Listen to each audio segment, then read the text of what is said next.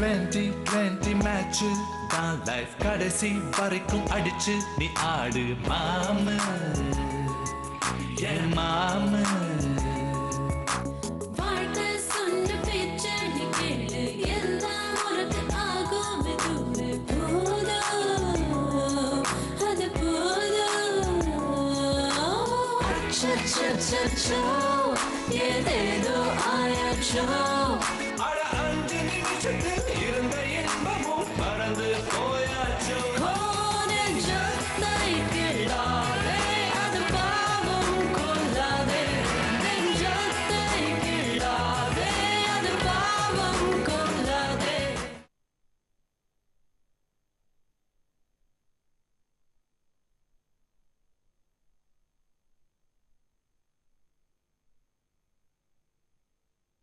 Bank manager ने और 50 वयस एदिर्पार्त्तेन. It's a pleasant surprise. इतनी खूबसूरत होगी मैंने एक्सपेक्ट नहीं किया था. Sir oh sorry, you are looking very pretty.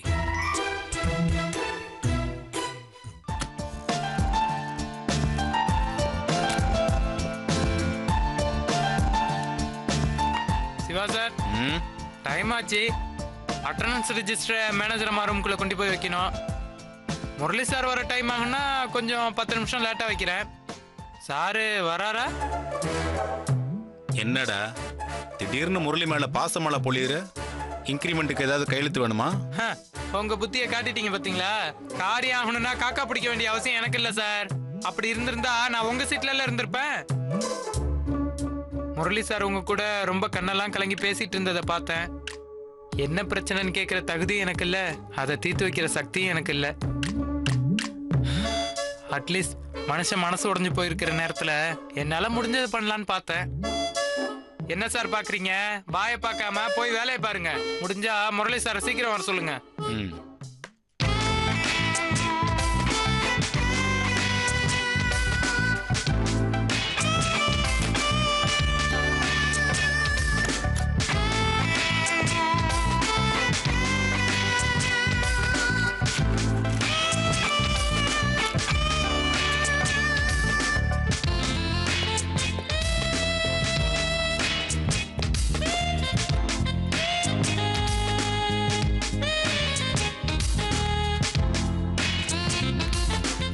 Good morning Shiva sir. Murali sir வரலையா?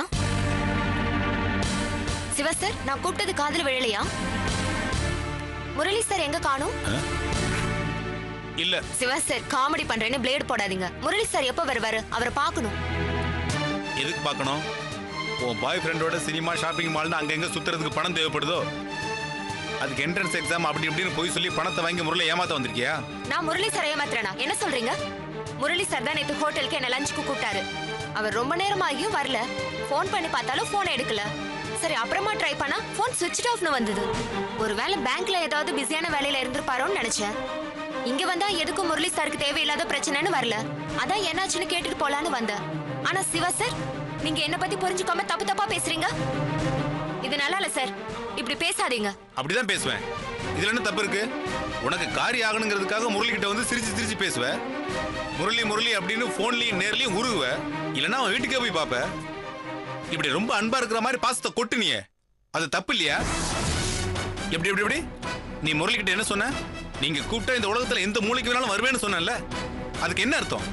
ஒரு பொண்ணு ஒரு ஆம்பளை கிட்ட சொல்றான்னா அவ அவனை லவ் பண்றான்னு தானே அர்த்தம். நான் தெரியாம தான் கேட்கிறேன். உங்க கூட ஃப்ரெண்டா பழகிற பசங்களுக்கு எல்லாம் டிஷர்ட் வாங்கி கொடுப்பியா? கேக் வாங்கிட்டு போய் அவங்க ஆபீஸ்ல பர்த்டே பார்ட்டி கொண்டாடுவியா?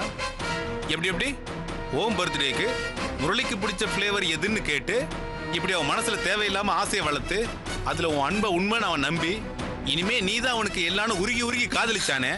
இப்போ அவனுக்கு துரோகம் பண்ணிட்டியே, இது சரியா? இதெல்லாம் எதுக்காக பண்ண? பணத்துக்காக தானே? இல்லைன்னு சொல்ல முடியுமா உன்னால? இப்படி ஓன் தேவைக்காக சிரிச்சு சிரிச்சு பேசி முரளியை எக்ஸ்ப்ளோர் பண்ணிட்டு இப்ப முரளியோட எங்க ஒருத்தன் கிடைச்சதோ முரளியை கழட்டி விட்டுட்டியே. யூஸ்வலா அது என்ஆர்ஐ மாப்பிள்ளையா இருக்கும். லோக்கல்லே பிடிச்சிட்ட போல இருக்கு. நீ தான் எல்லாரும் நினைச்ச முரளிக்கு இப்படி துரோகம் பண்ணிட்டியே. நீ நல்லா இருப்பியா? நீ பண்ண ஃப்ராடெல்லாம் தெரிஞ்ச பிறகு, அதுவும் அந்த அசிங்கத்தை நேரில் பார்த்த பிறகு முரளியால எப்படி உன் மூஞ்சில முழிக்க முடியும்? அதுவும் முரளி அங்கிள் மாதிரின்னு சொல்லி அவனை அசிங்கப்படுத்திட்டியே. அதை கேட்டு முரளி எப்படி நொறுங்கி போயிட்டான் தெரியுமா? பேச வந்துட்டா பெருசா. இங்க பாருங்க சிவா சார், எப்பவுமே முரளி சாரை நான் ஒரு நல்ல ஃப்ரெண்டா மட்டும் தான் பாத்துட்டு இருக்கேன். அவரை எனக்கு பிடிக்கும், ரொம்ப பிடிக்கும். ஒரு நண்பனா, ஒரு கைடா, ஒரு நல்ல லிசனரா, இப்படி சொல்லிக்கிட்டே போகலாம். ஆனா அவருக்கு என் மேல இப்படி ஒரு அபிப்பிராயம் இருக்கும்னு நான் நினைக்கவே இல்லை. அதே மாதிரி அவர்கிட்ட நான் அன்பா பேசினது, பழகுனது எல்லாம் ஒரு ஃப்ரெண்ட்ஷிப் அடிப்படையில தான். ஃப்ரெண்ட்ஸ் கிட்ட எல்லாம் கடனா பணம் வாங்குறது இல்லையா, அது மாதிரி தான் அவர்கிட்ட வாங்கினேன். அவரை எக்ஸ்ப்ளாய்ட் பண்ணணும்ன்ற எண்ணம் எனக்கு எப்பவுமே இருந்ததில்ல. அதே மாதிரி நேத்து சித்தார்த்த கிட்ட முரளி சாரை என் அங்கிள்னு சொன்னது ஒரு அடையாளத்துக்கு தானே தவிர அவமானப்படுத்துறதுக்காகவோ அசிங்கப்படுத்துறதுக்காகவோ இல்ல. இத உங்ககிட்ட சொல்லி புரிய வைக்க வேண்டிய அவசியம் எனக்கு இல்ல. நான் முரளி கிட்ட பேசி புரிய வச்சுக்கிறேன். போதும் போதும், நீ பண்ணது எல்லாமே. இனிமேலாவது முரளி நிம்மதியா இருக்க விடு. ஆனா ஒண்ணு, அவங்கிட்ட வாங்கின பணத்தை ஒழுங்கா திருப்பி கொடுத்துரு. அதை மீறி ஏமாத்த நினைச்ச உன் வீட்டுக்கு வந்து அசிங்கப்படுத்திடுவேன். போ, உன் மூஞ்சில முழிக்கிறதே பாவம். Get lost.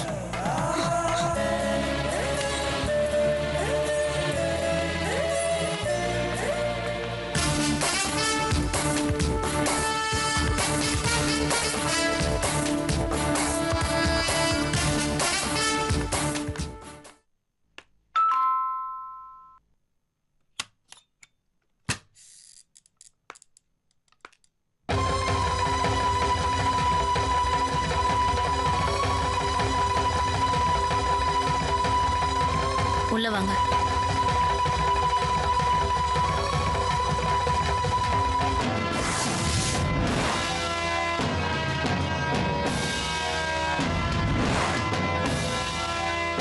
வாமா போலாம்.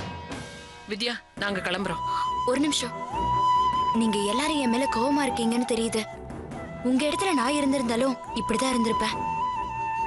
நானே வித்யாவை கூட்டிக்கிட்டு உங்க வீட்டுக்கு வந்து உங்ககிட்ட மன்னிப்பு கேட்கணும்னு தான் வந்தேன். இந்த அலைன்ஸ் நல்லபடியா முடியணும்னு நீங்க எந்த அளவுக்கு ஆசைப்படுறீங்களோ அதை விட ஒரு மடங்கு அதிகமா தான் ஆசைப்படுறேன். அது வித்யாவுக்கும் தெரியும். அண்ணனோட பிறந்தநாள் அன்னைக்கு உங்க பொண்ணு போன் பண்ணும்போது அண்ணன் பேசுனது எல்லாமே தப்புதான். அதுக்காக நான் உங்ககிட்ட மன்னிப்பு கேட்டுக்கிறேன். ஆனா எங்க அண்ணன் இத பாருமா, அன்னைக்கு உங்க அண்ணன் என் பொண்ணை பார்த்த பிறகு உங்க அண்ணனுக்கு என் பொண்ணை பிடிச்சிருக்குன்னு நீ சொன்ன வார்த்தையை நம்பி தானே நாங்க எல்லா ஏற்பாடையும் பண்ணோம். முகூர்த்தம் பார்த்து ஐயரை கூப்பிட்டு 2 மண்டபத்தை கூட நாங்க பிளாக் பண்ணி வச்சிருந்தோம் தெரியுமா?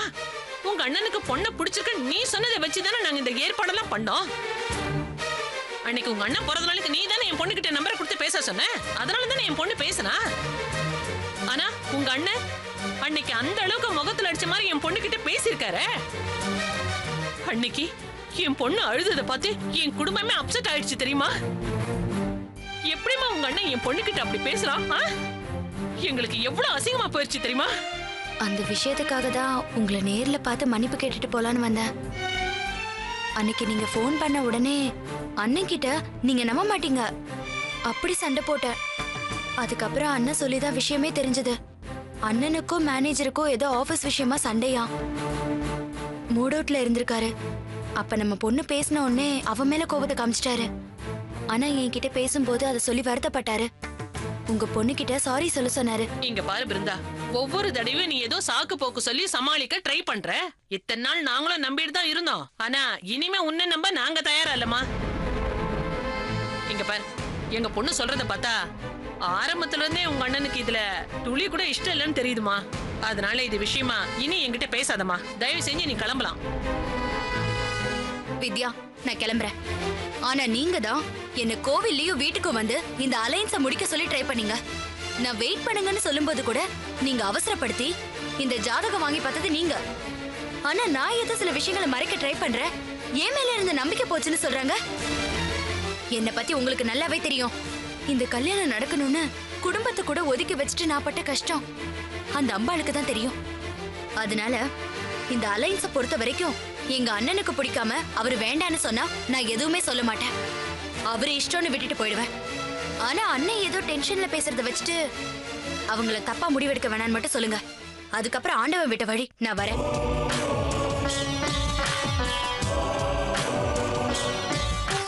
பிருந்தா சொல்றதுலயும் ஒரு நியாயம் இருக்கு. நம்ம ஏன் திரும்பவும் பேசி பார்க்க கூடாது? பொம்பளைங்க நாம சேர்ந்து முடிவெடுக்க கூடாது. வீட்டுல போய் அவர்கிட்ட கலந்து பேசிட்டு அப்புறமா சொல்றேன். வரேன். சரிம்மா, வா. வரேங்க. சரி.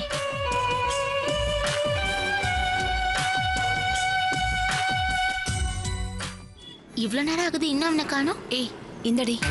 எல்லாரும் எனக்காக வெயிட் பண்ணிட்டு இருக்கீங்க?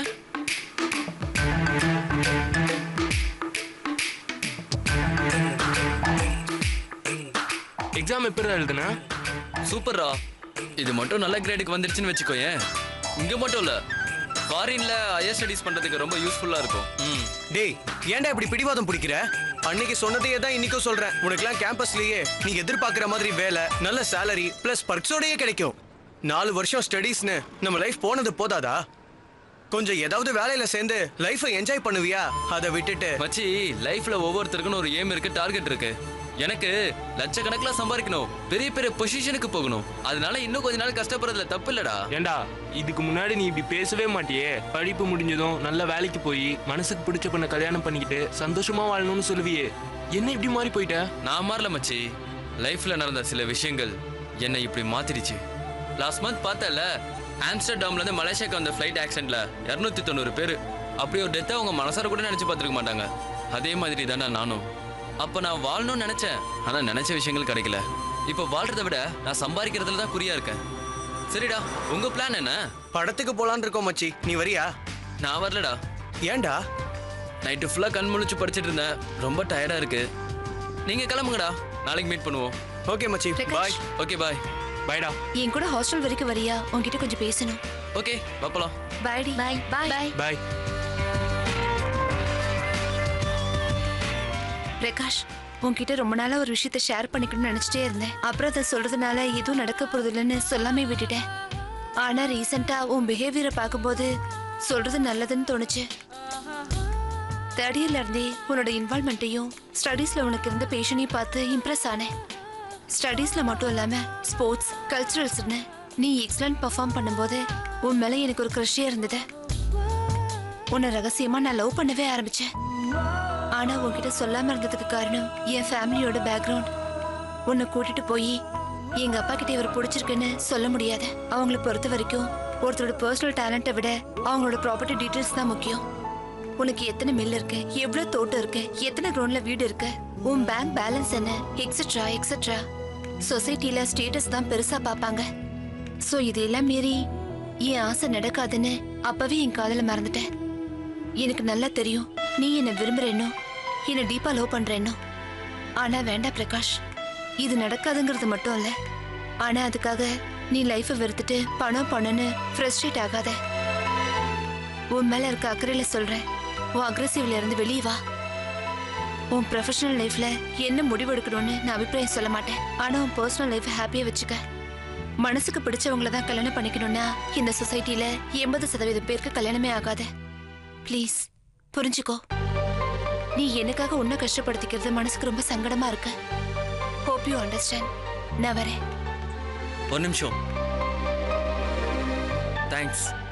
அட்லீஸ்ட் இந்த காலேஜை விட்டு போற லாஸ்ட் மினிட்லயாவது சொன்னியே. உன் மனசுல என் மேல இருந்த காதலை இப்பயாவது ஒத்துக்கிட்டியே.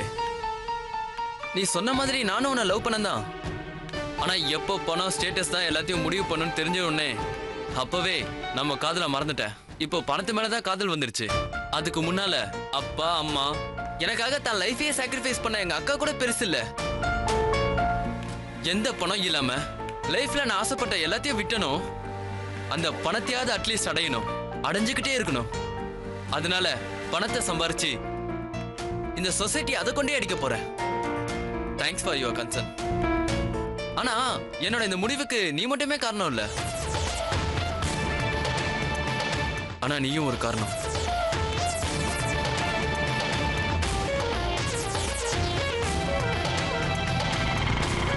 அடோ, வளசரவாக்கம் போனோம், வரீங்களா? இல்ல சார், வேற ரூட்ல போகுது. மீட்டருக்கு மேல 50 ரூபா தரேன். சரி உட்காருங்க. பார்த்தல, பணம் தான், பணத்துக்கு தான் இங்க மதிப்பு. போலாங்க.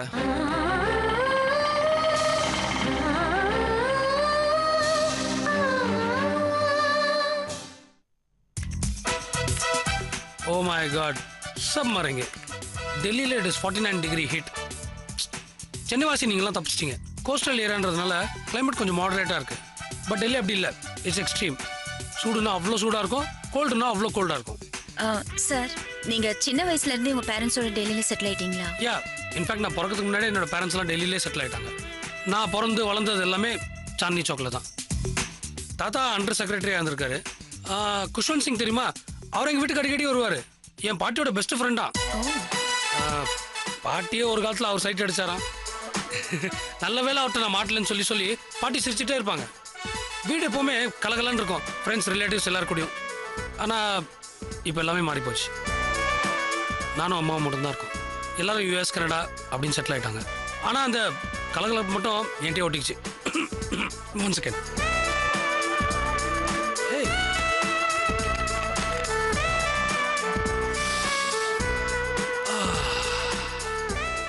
தாளிச்சு விட்ட வாசனை, பெருங்காய நெடி அப்படியே ஆளை தூக்குது இல்லை.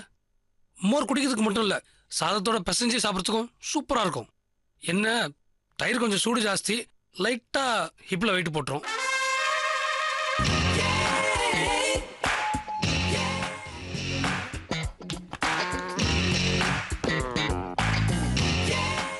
சுஜாதா, எப்படி டெய்லி லஞ்சு வீட்டிலேருந்து கொண்டு வந்துடுவீங்களா? Very good habit. என்ன பண்ணாலும் வீட்டோட டேஸ்ட் அம்மாவோட கைப்பக்கம் எங்கேயுமே வராது. சார் டேஸ்ட் பண்ணுங்க. வீட்டு சாப்பாடா? ஆமா. ஹரிஷோ? ஏன்னா நான் சாப்பிட ஆரம்பிச்சேன்னா அப்புறம் மொத்தத்தையும் நானே முடிச்சிருவேன். பரவாயில்ல sir, please. Thank you. Wow.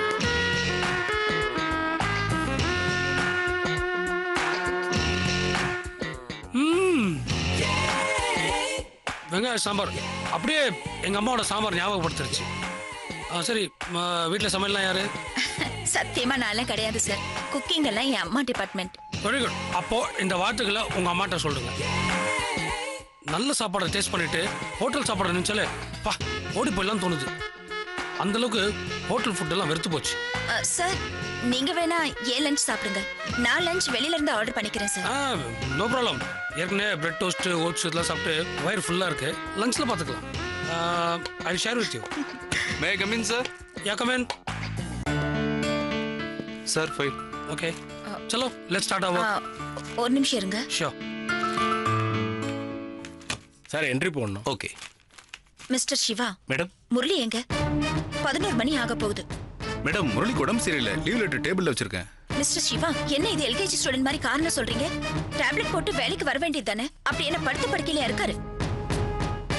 Mister Murali கிட்ட நான் தெளிவா இன்ஸ்ட்ரக்ஷன் கொடுத்திருந்தேன், இந்த ஆடிட்டிங் டைம்ல எந்த லீவும் எடுக்க கூடாதுன்னு. இப்ப அவரோட ஃபைல்ல ஏதாவது டவுட் கேட்டாங்கன்னா யார் எக்ஸ்பிளைன் பண்றது? ஹெட் ஆபீஸ்க்கு லெட்டர் போட்டாங்கன்னா அதுக்கெல்லாம் யார் பதில் சொல்றது? இர்ரெஸ்பான்சிபிள். மேடம், சார் கூப்பிடுறாரு. இந்தாங்க சார்.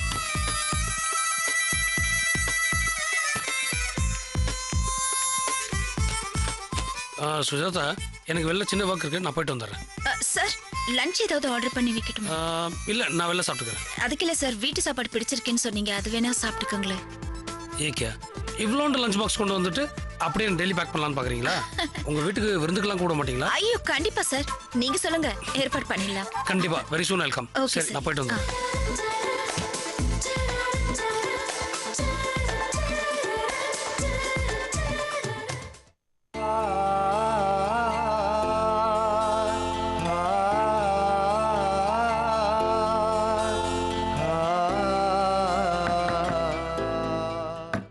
வீட்ல யாரும் இல்ல, எனக்கு எதுவும் வேணாம்.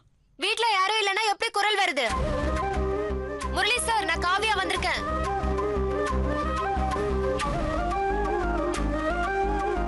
உங்களை பார்க்கணும், கதவு தரங்க.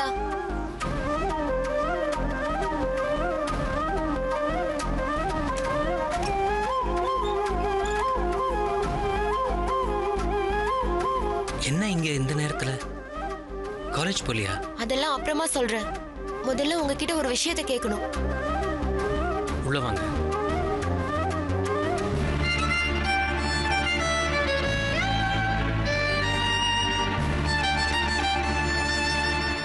நேத்து என்னாச்சு உங்களுக்கு? நீங்க தானே என்ன ஹோட்டலுக்கு லஞ்சுக்கு கூப்பிட்டீங்க. நானும் ரொம்ப நேரம் உங்களுக்காக ஹோட்டல்ல வெயிட் பண்ணிட்டு இருந்தேன். ஆனா நீங்க வரவே இல்லை. என்னாச்சு? ஏதாவது இம்பார்ட்டன்ட் மீட்டிங்ல ஹெல்ட் அப் ஆயிட்டீங்களா? யூசுவலா ப்ராம்ப்டா ஃபோன் பண்ணுவீங்கல்ல, அட்லீஸ்ட் ஒரு மெசேஜாவது அனுப்பிச்சிருக்கலாம்ல. நான் உங்க ஃபோனுக்கு கால் பண்ணிட்டே இருந்தேன், சுவிட்ச் ஆஃப்லயே இருந்தது. என்னாச்சு? சாரி காவ்யா, நேற்று மேனேஜரோட ஒரு கிளைண்ட் மீட்டிங்க்கு போக வேண்டியதாக இருந்துச்சு. சீக்கிரமாக முடிஞ்சிரும்னு நினச்சேன், ஆனால் லேட் ஆயிடுச்சு. மொபைலில் சார்ஜ் இல்லாததுனால இந்த விஷயத்தை பாஸ் ஆன் பண்ண முடியல. சாரி, ரொம்ப நேரம் வெயிட் பண்ண வச்சிட்டேனா? It's all right. எனக்கு நீங்க வராததுல எந்த கோவமும் இல்ல, வருத்தமும் இல்ல. எங்கேயோ எக்கு தப்பா ஹெல்ப் ஆயிட்டீங்கன்னு புரிஞ்சுது.